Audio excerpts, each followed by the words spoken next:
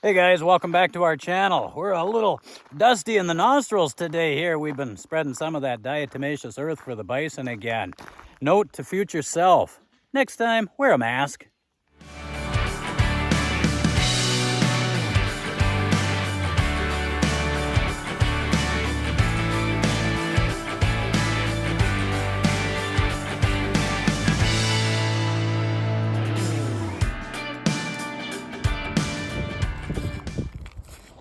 Hey guys, Ron Anik here at Black Axe Ranch in Sturgeon Lake, Minnesota. Welcome back to our channel.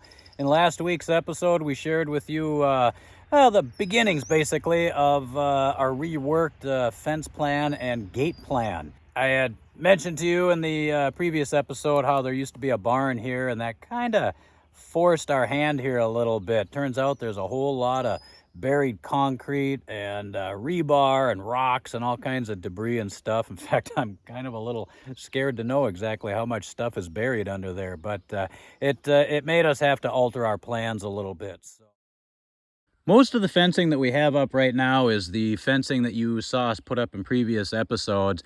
It's the 7-foot high, 8-strand high tensile wire. Each strand is about 200,000 pounds per square inch of strength, and the first 3 strands are 8 inches apart, 8 inches off the ground, then 8 inches and 8 inches, and then it goes to a foot after that. So in the 7 feet, it takes 8 strands total, and eventually this is going to be the standard fence that we are going to have pretty much everywhere on the property. For the areas that are closer up to the house and more visible from the road, visible to guests and visitors coming into the yard, we are going more with, well, what you see back here. We're going with these 4 to 6 inch diameter, 8, and in some cases 10 or even 12-foot length. And it just gives a little bit more of a ranch look to it. We've gotten a lot of compliments on it. It is pretty durable and pretty rugged. A few people have said, oh, is that going to be strong enough? More than enough. So in this week's episode, we're going to continue with working on that gate. We're going to put in some cross beam and some cross support, high tensile wire with a ratchet, and put in some more cement footings to hold those gate posts in. But before we get into that, I just wanted to comment on a few of the comments and questions that we've been getting from some of the viewers. Where did the name Black Axe Ranch come from? Well, the idea for calling it the Black Axe Ranch actually started not long after we bought this place. We've been here almost 4 years now, and it was an old dairy farm when we got it. And of course it had the old barn on it that we told you about. And as we said also, that barn was in pretty bad shape. I wish I had some pictures of what it looked like inside. Somewhere I've got them, but I just can't find them. And I know what'll happen. I'll find them after I don't need them anymore. That's the way things work for me. But it was in pretty bad shape, and so we had to start tearing it down. So when we started doing that, we started on the inside and cleaning all the junk out. Well, lo and behold, here I find an old axe head buried in the ground just inside the main door of the barn. Now, at the time, I didn't think anything of it. I just tossed it up on a shelf and probably figured I was just going to throw it away with a lot of the other old tools and junk and everything else we found. But I didn't, and I'm kind of glad I kept it. So this is the axe head right here. Nothing special about it. It's not like it's old or antique or anything. At that time, it had a little bit more of a black kind of dusting of rust on it. So it was just, I just kind of said, hey, I found a black axe head. And we kind of joked about, hey, we should call our place the Black Axe. It wasn't until we started getting serious about bison and we were looking for a name for our ranch, and it was kind of like a no-brainer. We just looked at each other and said, how about the Black Axe Ranch? And it just seemed perfect. It seemed to fit, and we even have the axe head to show for it. So one of these days, I'm going to take this axe. I have a couple of ideas about mounting it on a board, painting it a nice shiny black, maybe wood burning into the sign, the name Black Axe Ranch. So I have a couple of ideas for it. So if anybody has any suggestions on how we should display it, by all means, drop a comment below.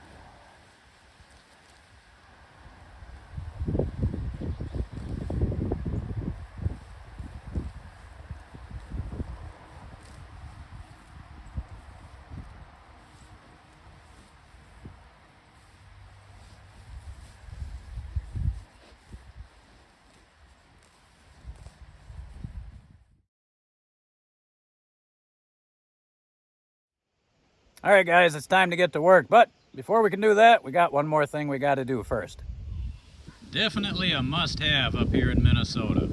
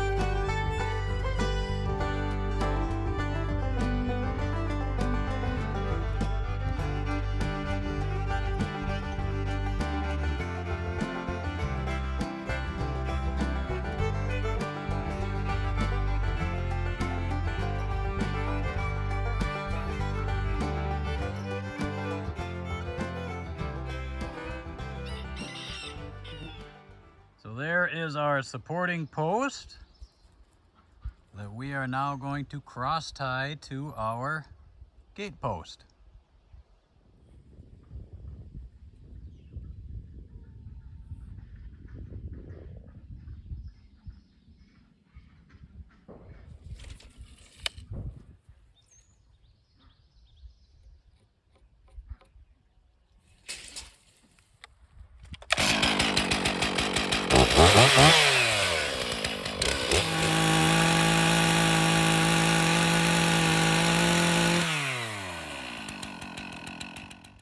We put our piece into place just to dry fit it, and it fits pretty good. So now what I've done is drilled a hole in the end like this. And on the corresponding end, I have put a finishing nail right in here. Now, why a finishing nail? Well, because it's already got a small head on it, and it's perfect to use as a pin to hold our crosspiece in while we're securing it down.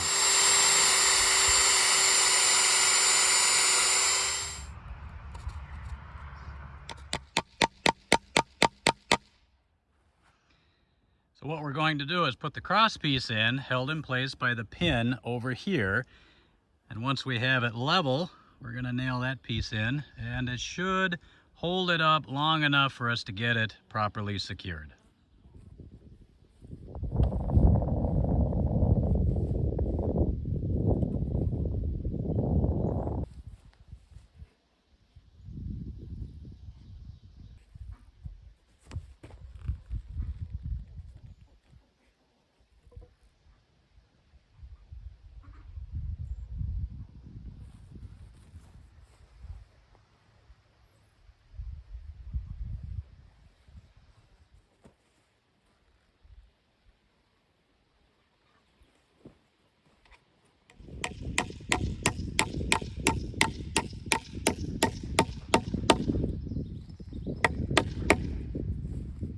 So there is our crossbar in place. So the next thing we're going to be doing is tightening it up with some high tensile wire. But first, we know we've got 8 strands that we're going to be putting up. And what I did was, if you can see it, I made marks here where I know that the wire is going to be.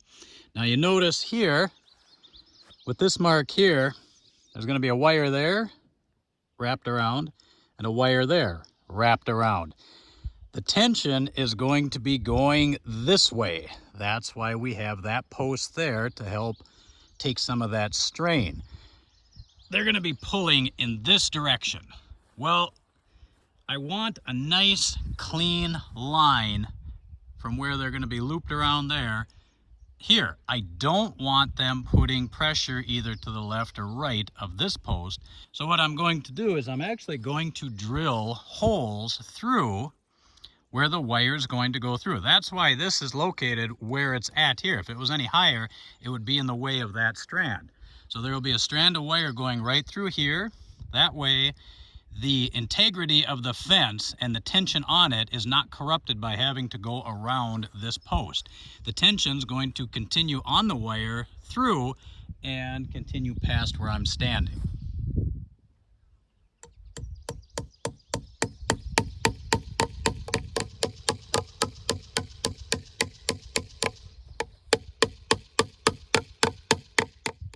So what we're using is just regular old fencing staples. Personally, I like these ones that have a little bit of this kind of grip on it. They seem to hold in place a little bit better than the smooth ones. So for our purposes here, ordinarily I would have liked to have brought this line down so it's going to be as low as it possibly can. But problem is, we're going to have a wire right here and we're going to have a wire right here. So what I'm going to do is basically compromise by trying to bring that wire in kind of in between. Once that cross wire is in there for support, later when we go in and we actually put the wire in for our high tensile fence, we should be able to go right in below it and right in above it, wrap it right around, and off she goes.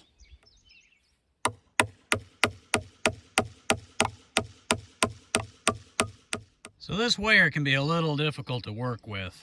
So what I'm doing is I'm trying to make it as easy on myself as I can. So I'm going to start the wire in at this point, and then with the loose end here, we're going to put our ratchet on there, and that's just so it stays in place while I'm trying to wrap this stuff around, because it is like a living spring. This stuff just wants to stay straight and give you as much trouble as it possibly can. So here we have our tools. We've got our ratchet and our fencing pliers, our crimping tool, and we're going to use these crimps to hold it in place.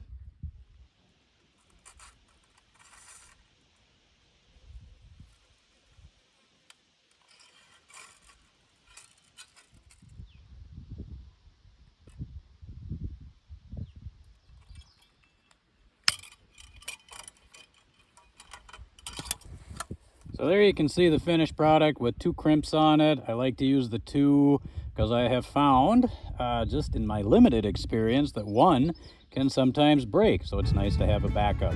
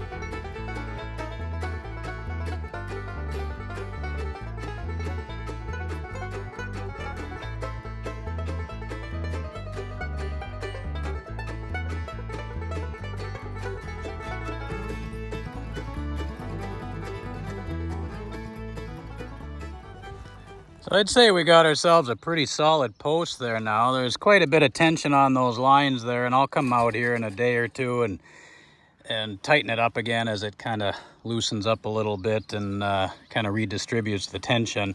One thing you notice that I was checking when I was up here, and if you can see this, I want to make sure that these wires are on top of each other like this, that they're not coming up and crossing each other, because that can basically cause one wire to cut into the other wire, and we don't want that. So we've got a good line up here, and we've got a pretty good line up down here as well. Now, one thing I did different on this one compared to that other corner post that we had put in a while back, I don't know if you guys remember, but on that one, I did not crisscross like this. I have talked to a number of people. Some people say it's a good idea to crisscross. Some people say it doesn't matter. Each to his own, I guess. I decided to try it like this just to see how it would look. And aesthetically, I think it looks a little bit better. So basically, how that works is, so you got this gate post here that's going to have high tensile wire that's going to be going up and over that way, okay? 7 feet high, so it's going to be going up to about there. 8 strands. You've got all that tension pulling that way. So now you've got this cross post in here, or this second post with this cross beam here. That helps to hold and gives it basically 2 areas of footing instead of just 1. Now, this cross piece here, any tension now that is pulled or pushed in this case, because it's going to be pulled that way, is going to transfer now down this line here and pull against that base. So you're not only got cross piece there, but you've got cross tension there, kind of counteracting any force that's going above there. And of course, down below, you've got the most support, because that is the lowest and that's the least likely to pull in that direction. The higher up you go, the less tension it takes to pull it out of alignment. And here you can see it from a slightly different angle. So again, the gate's going to be between these 2 posts. Right now we're thinking a double gate, both, opening inward. I don't know, sometimes I go back and forth on that and think, maybe I should just have one big single gate. But for right now, thinking 2 gates. And the wire, the fence is going to go basically back like that toward that tree back there. We'll have a gate here. And then, of course, the new fence line is going to go along the driveway up to behind the garage. So overall, not bad looking so far. Well, that pretty much wraps it up for this week. We hope you guys enjoyed the episode. Next week, we're going to be putting in some more posts, and coming up soon, here's some more wire. Harold says thanks for watching as well. And if you haven't done so already, hit that little subscribe button down below and show your support for our channel. It's what motivates us to make more videos. We'll see you guys next week. And there's the little noise maker right there.